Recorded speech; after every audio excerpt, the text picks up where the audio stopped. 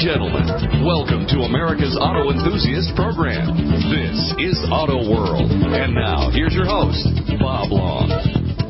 Thank you so much for joining me here for another hour of Auto World. In this hour, it's that time for DanWatson, the gentleman who is the CEO of the Lube Page, a certified lubrication specialist for over 25 years, one of the largest AMSOIL dealers in all of North America.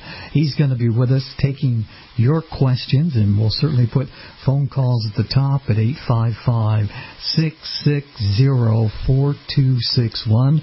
Mackenzie is standing by, ready to take your calls at 855-660-4261.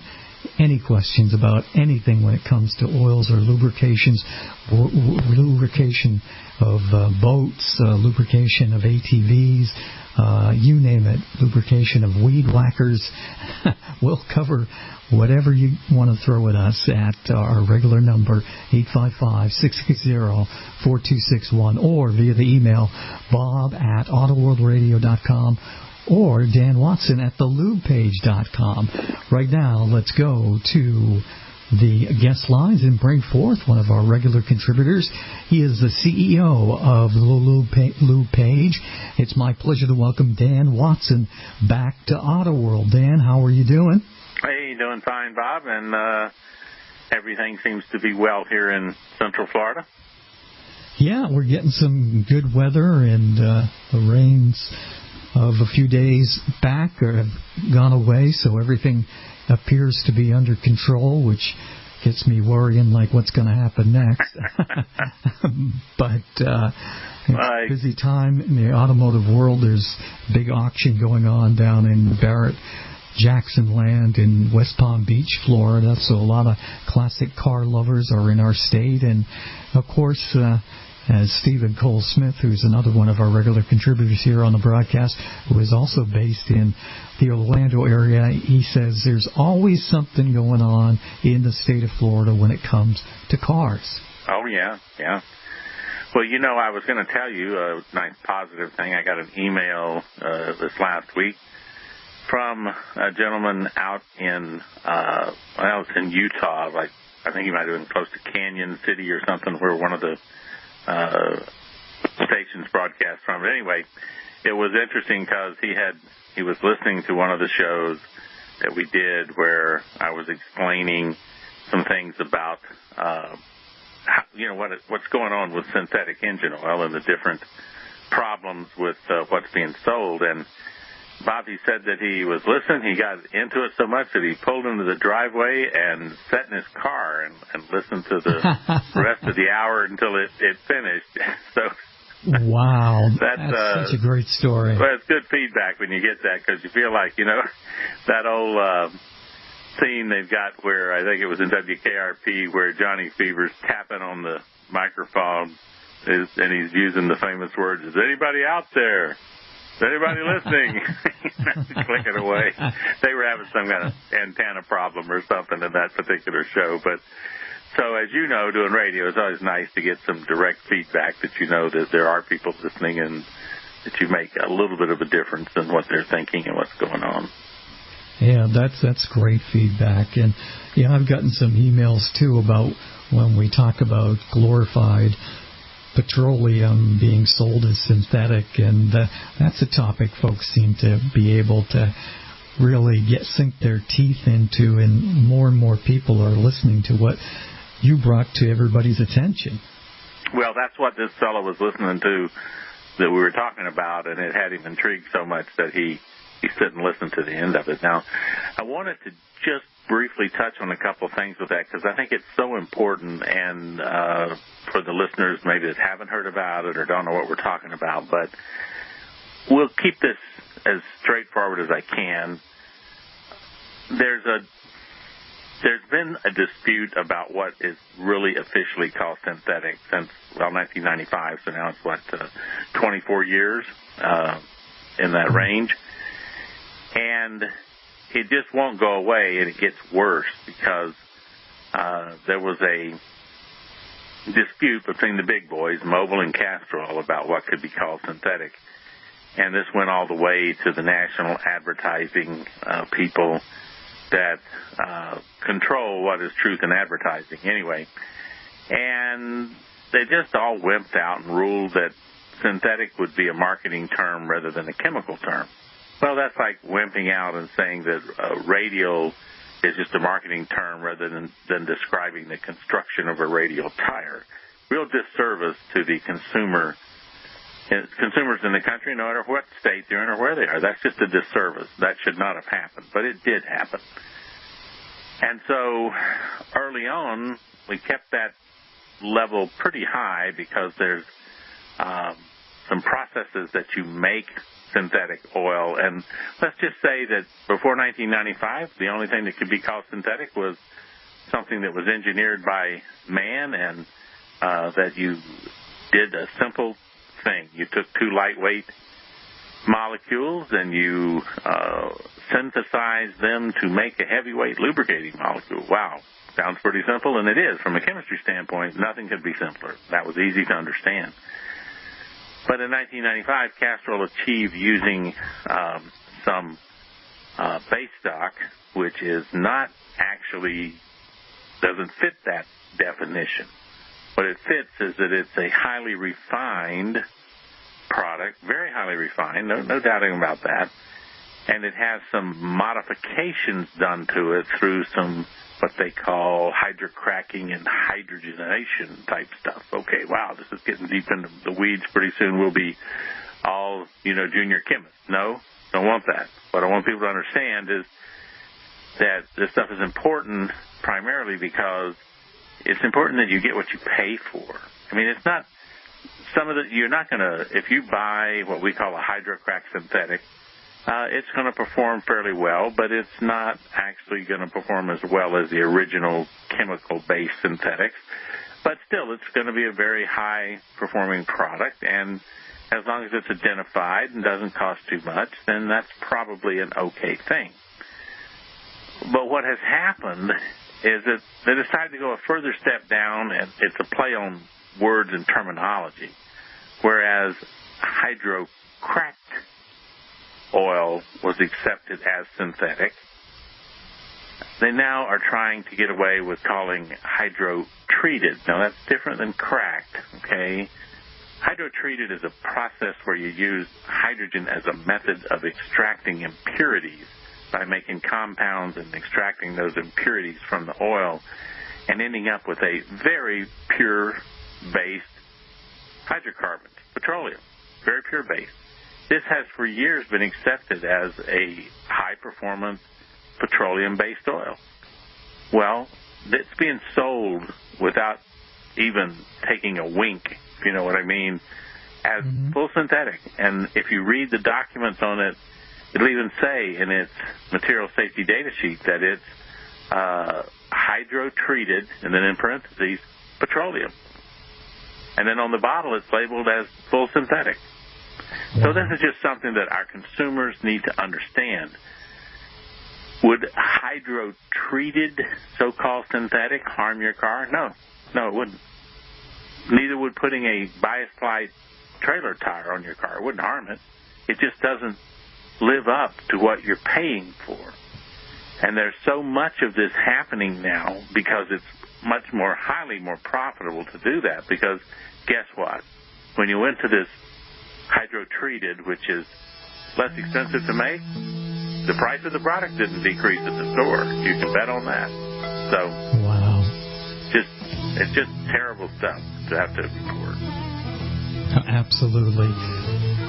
We'll take a pit stop. When we come back on the other side, we've got some questions lined up. Albert in California. And if you'd like to get in, 855-660-4261, Bob at AutoWorldRadio.com.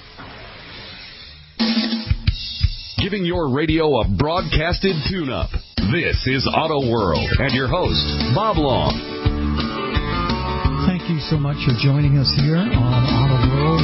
Telephone-wise, you can get a hold of myself, Bob Long, and Dan Watson, the CEO of the Lube Page, simply by calling 855-660-4261 or send us an email. Mine is bob@autoworldradio.com. And Dan, you can write Dan directly at danwatson@thelubepage.com. And we've been talking about that problem of glorified petroleum being sold as synthetic. So all you folks definitely take words of warning from Dan very, very seriously. What do you think, Dan? Do you want to move on to a question? Yeah, let's get something more positive. Let's take some questions. All right. We've got a question from Albert, who's in California, and his question is, are oils labeled high mileage worth the extra money? It's a good question. Well, it is. It's kind of funny because just straightforward, the answer is, yeah, they are, but they shouldn't be. In other words, you shouldn't have to. What they do in a high mileage oil is they boost the additive package because they're looking at and thinking about that you got a little bit more built up sludge in the engine, some varnish, maybe your seals are getting a little bit weak. And so what they do is they make that additive package better so that you get a better cleaning action with your oil. And then they put some seal support in there, some type of chemical to try to nourish the seals a little better than what they were before. Well, my response to that is why don't you do that in the original oil? Why do you have to think you got to wait till the car gets advanced in mileage before you care about those things? It's just kind of a sign that it reveals that the regular, straightforward engine oil has got a pretty light additive package in it. If you have to sell something called high mileage so that you enhance your additive package to be more effective, well, it should have been that way from day one. If it was, maybe it would have prevented any of the problems that you get to with high mileage if you just started with the better oil. So it's kind of a complex answer. The answer is, yeah, it's worth paying more for high mileage oil. It's just a shame that you have to pay more money to get what you should have been able to get to start with. So now, if you go to some of the top oils like AMSOIL synthetics or mobile annual change, these oils don't need any, quote, high mileage enhancing. They're high mileage by their very nature.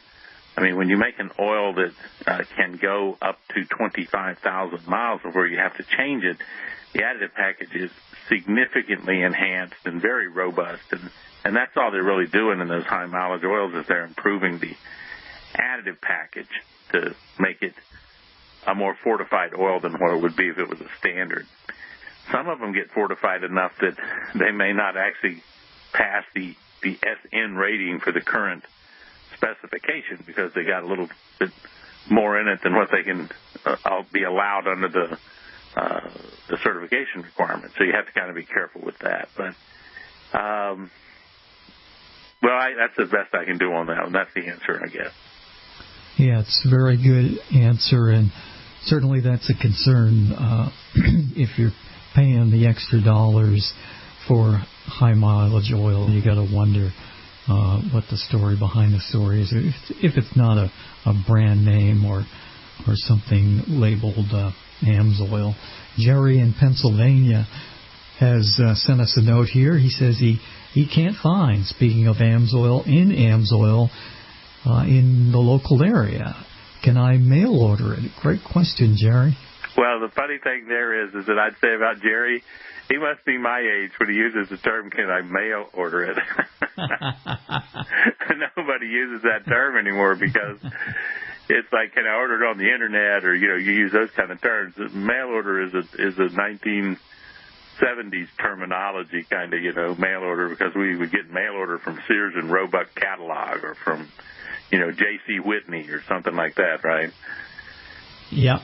Well, here's the deal that tell Jerry. AMSOIL is well represented on the internet. You can go on the internet and you can go to AMSOIL.com, and they even have that you can ask, where's a local dealer? And on the AMSOIL website, you can type in your locality and so forth, and it'll give you local dealers in your area. You can go on and find out in your area local retail stores that carry AMSOIL. So it is surprisingly available in a lot of places people wouldn't suspect. One of my own personal places that holds AMSOIL for me or carries AMSOIL for me are Ace hardware stores, and it takes a while for people to realize that and start finding that they can find AMSOIL in those Ace stores. Now, that's throughout Central Florida. That's not out in other places in our listening audience. But you can find it if you just go online, put in AMSOIL.com, and it has a thing on there to click on that says, Find AMSOIL Near Me. And if you do that, you can find it. Now, your other alternative, and be great for me, is just go to the lubepage.com. And let me know you're trying to buy some AMSOIL. And by golly, I'll hook you up to buy AMSOIL and make sure you get the right product. And it'll be delivered right to your door. And in most cases, it'll be entirely freight-free. So easy to do. And, hey, I can even explain to you how you can buy AMSOIL at a significant discount if you want to become a preferred customer in that plan. So, you know, I'm in business to help you out. Yeah, I have to toot my own horn once in a while and say, hey, look, I can do it, you know, because if I don't say it, nobody else will. And the great thing about Dan is his knowledge and his availability. You know, he does answer calls. Sometimes it takes him a day or two to get back because he's got a lot going on and juggling a lot of things, but you know, it's very unusual for someone like Dan to be accessible and that easy to get a hold of. So that's the other great reason to buy your oil directly through Dan.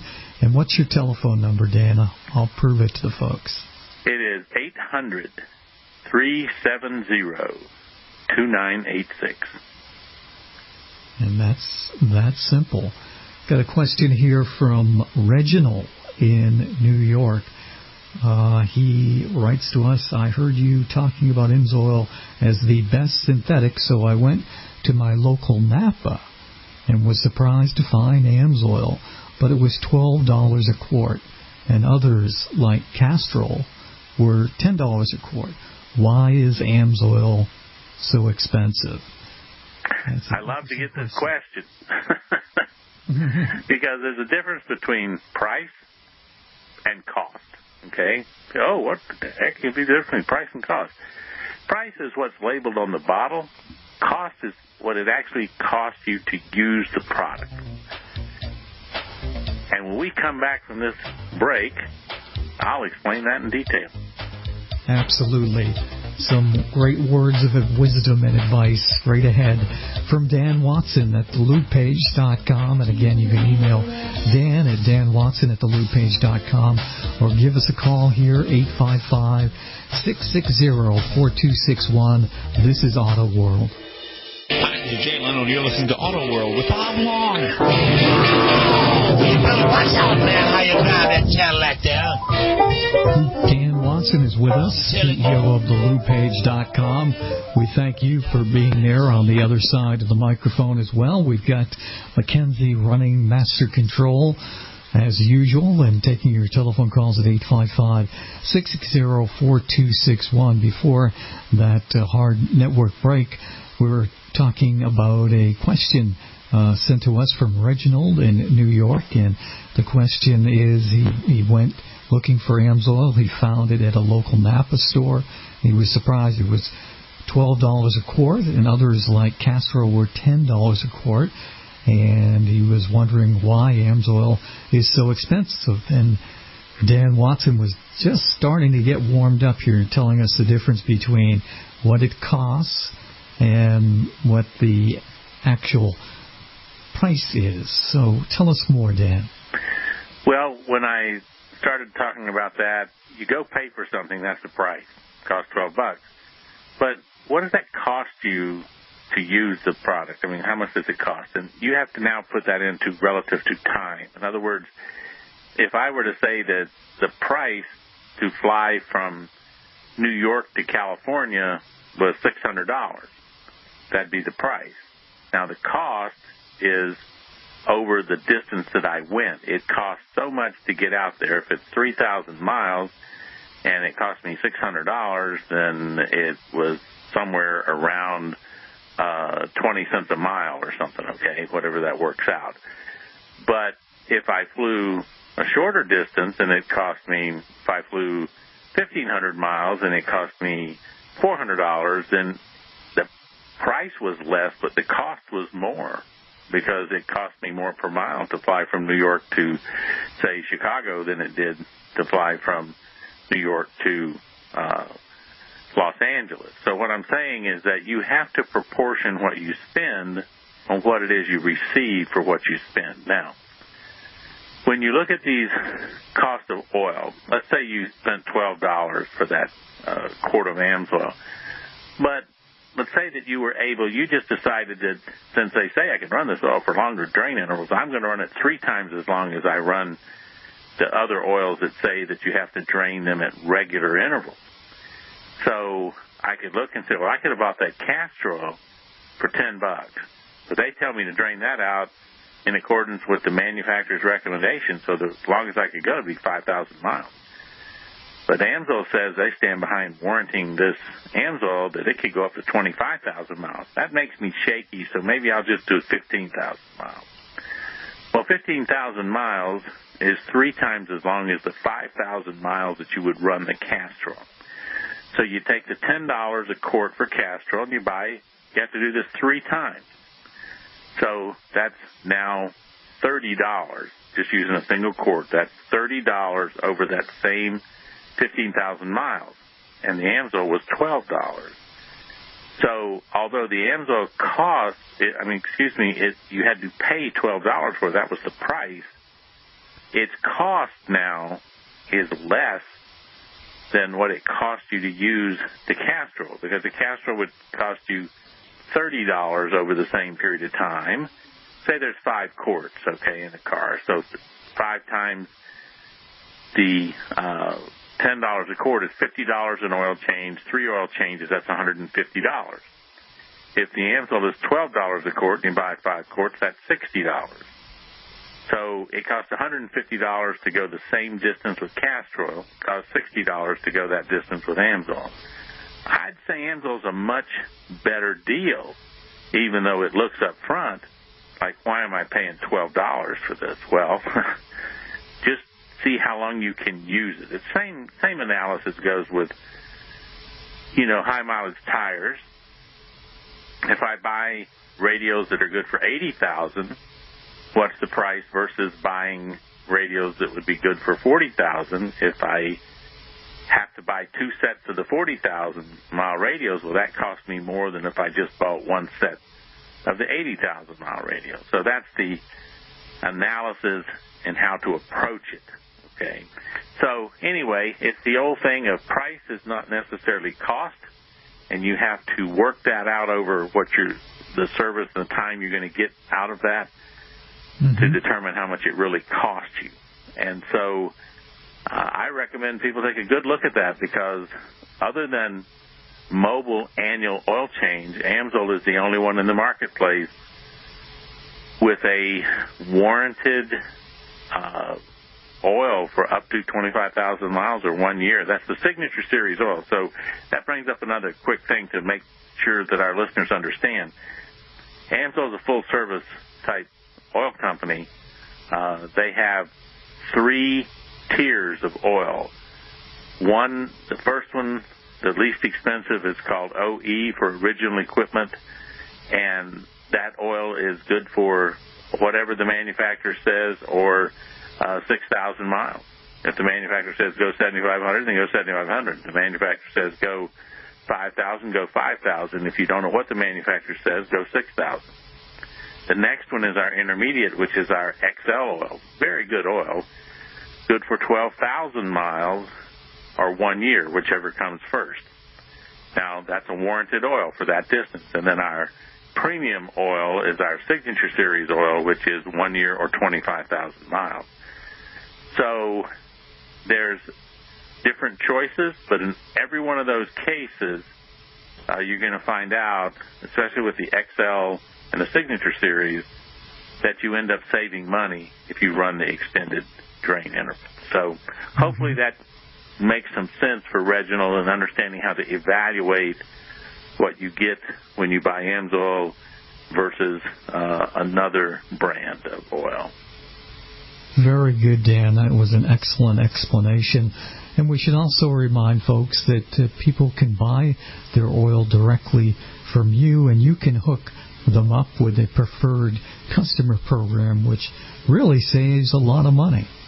Oh, it's a significant discount, about 30% below the internet prices. And hey, these days AMSOIL has worked out in that program that if you buy more than $100 worth in your preferred customer membership, it's going to get sent freight free. Now, this is really getting exceptionally convenient and reduced prices. It's hard to beat that program. So I encourage anybody out there that is either currently using AMSOIL and paying full retail or interested in beginning to use AMSOIL, get in touch with me. Go through the website at thelubepage.com. There'll be a link from there that can take you to AMSOIL, but start at the lube page, even if you're going to end up at the AMSOIL website. That way, your interest comes from my website and you're credited back to me, and I appreciate that because I try to do a service here on the radio and in YouTube videos and answering constant questions all the time. And hey, the other half of that is this is how I make my living. So I'm not ashamed to stick my hand out and say, if you're going to do business with AMSOIL, hey, give me a try because I'll take care of you. Absolutely, he certainly will. So, folks, please do that. And you're also supporting Auto World on your local radio station because Dan is helping pay the bills here. So it's a win-win for everybody. Got a question from Josh in Atlanta. He has a 2014 Chevy pickup with the Duramax diesel engine. I am new to diesel, and my buddy says I should be using a fuel additive to lubricate my fuel pump and injectors. And the question is that necessary? What do you think, Dan? Well, being the owner of a Duramax Diesel myself, I would encourage anyone out there that operates one of these. Well, you know what? Maybe I'll encourage them after the break. It's like we're setting up just like that. We ask a question and we take a break. We just whet your appetite, folks, and stand by for DanWatson's response after these messages. And if you'd like to get in, 855-660-4261. Dan at thelubepage.com, Bob at autoworldradio.com. Giving your radio a broadcasted tune-up. This is Auto World and your host, Bob Long. Have you heard the story? 660-4261, or anytime you can get a hold of us via email. Myself, Bob at autoworldradio.com. Dan Watson, CEO of thelubepage.com. It's Dan Watson at thelubepage.com, and we're talking diesels, and this is an easy one for Dan to deal with because he actually has a Duramax diesel engine as well. But Josh in Atlanta's got a 2014 Chevy, and he's new to diesels, and his friends are telling him down there in Georgia that he should be using a fuel additive to lubricate his fuel pump and injectors, and wants to know what's the story here. So, Dan, let's get Josh on the right page. Well, as I started to say before the break, this is it's a good question because there's a little history here to understand. Back before 1995, back in, seems like years and years ago now, diesel that you could buy at any place was limited to have no more than 2,500 parts per million of sulfur in the diesel. Okay, so they decided they were going to clean that up, so they went to low sulfur diesel. Couldn't have more than 500 parts per million of sulfur in the late 1990s. And then, several years later, they decided to go to Ultra-Low Sulpher Diesel, where you can't have more than 15 parts per million of sulfur. Now think about the difference in that. 2,500 all the way down to 15. So that's good from the standpoint of the less sulfur you have in the fuel, the less sulfur dioxide that comes out the tailpipe, and sulfur dioxide becomes really, you'll love this, it becomes sulfur trioxide, and then it becomes sulfuric acid, okay, in the atmosphere. So it would contribute to acid rain, which was a real issue back in the 70s. Now, what has this got to do, though, with lubricating or using an additive? Well, sulfur, when used in motor oils and other applications, can be used as an anti-wear additive, okay? And sulfur in diesel would contribute to the lubricity or the lubricating capability of that diesel fuel. So when you had 2,500 parts per million in it, I mean, it was pretty good lubricant. I mean, any moving parts in there that only are like the fuel pump and injectors, and only the fuel would be available to lubricate those moving metallic parts, would have been taken care of pretty well at 2,500 parts per million. At 500, you're still managing to say, well, we're not seeing any really bad thing happening. But when you go to 15, there's not much left in the diesel to lubricate anything. Now, older mechanics and people referred to that as a dry diesel, like they talk about dry gas or dry diesel, the fact that it just doesn't lubricate anything. It'll burn and everything, but it's just not able to lubricate the moving parts. So they did change materials within the fuel pumps and the injectors, anticipating the lower sulfur content of diesel. That's good. But in what I have seen and observed is that you need some added lubricity. Now, they actually force the fuel manufacturers to add lubricant to the diesel, but it's called LCA, lowest concentration allowed. And it's not close to what is required in other parts of the world. In Europe, for example, with ultra-low sulfur diesel, they require more than our LCA of additive to provide protection from anti-wear. So my advice to people, if you're going to own one of these new, very sophisticated turbo diesel pickups or even cars, you would be well advised to use some type of additive that provides lubricity and that also will keep your injectors as clean as possible, because in a diesel, the efficiency of how well that engine runs is directly related to the performance of the injectors that put the fuel into the cylinder. If those injectors on their tip do not have a full 360-degree, in other words, complete circular firing of the fuel coming out, and folks, those things sometimes are at 25,000 PSI, kind of the tip of that injector. It's got to do what they call almost fully atomize or mix that diesel molecular structure into the air so that it's almost already wrapped up with an oxygen, so when it gets to the temperature it needs, it sets it off and burns it extremely efficiently. That's what you want it to do. But if the injector's not working correctly, either has varnish on the tip, or in these new modern injectors are virtually a third, 25% to a third of the size that they were in 1995. So they're smaller injectors operating at higher pressures, and they are just absolutely marvelous pieces of machinery, because they can fire 5 times in a revolution when the engine is doing 3,000, 3,500 RPM, they could still fire 5 times per revolution if you ask them to. That's how quickly they fire. It's literally in milliseconds. Wow. So how can you mess that up? Well, these things now, because of their size, they tend to sort of trap fuel in what they call the barrel or the armature of the injector, and they get a little sludgy up in there.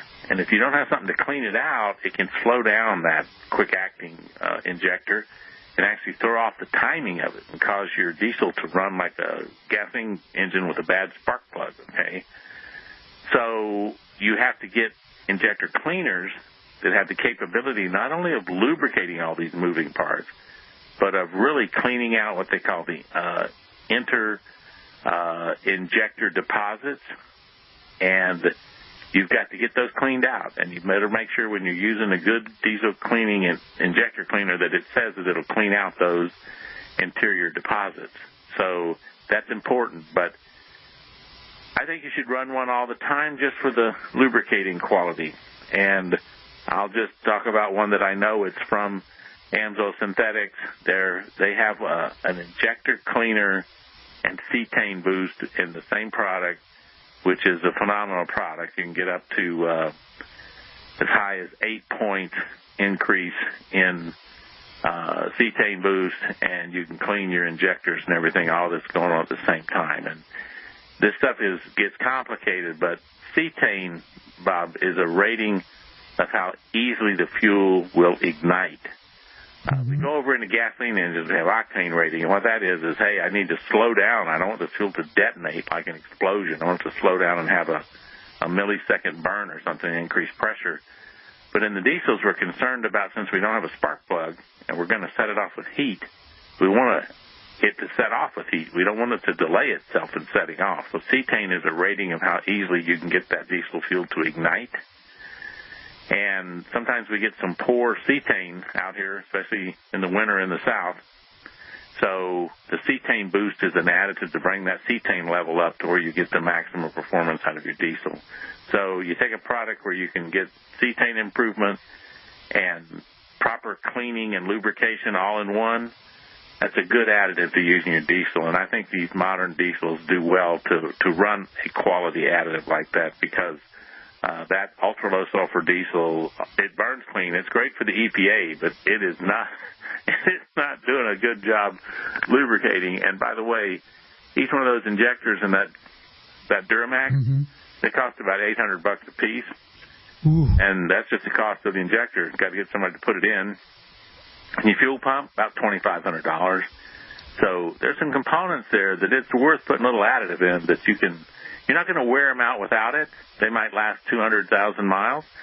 But these diesel engines, if they're taken care of correctly, they're 850,000 mile engines. They should not need a fuel pump. They should not need an injector.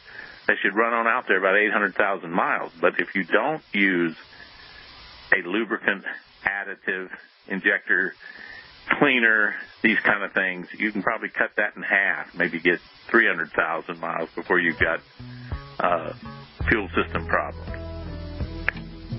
Well, that's a great explanation, Dan. I really appreciate you, as usual, for doing an outstanding job here on the radio on Auto World. Let's make sure and give out your email, DanWatson@thelubepage.com, and that telephone number. Yeah, I'm going to get it right at the end of this show. I screwed it up last time, but it is 800-370-2986. There it is. Thank you, Dan.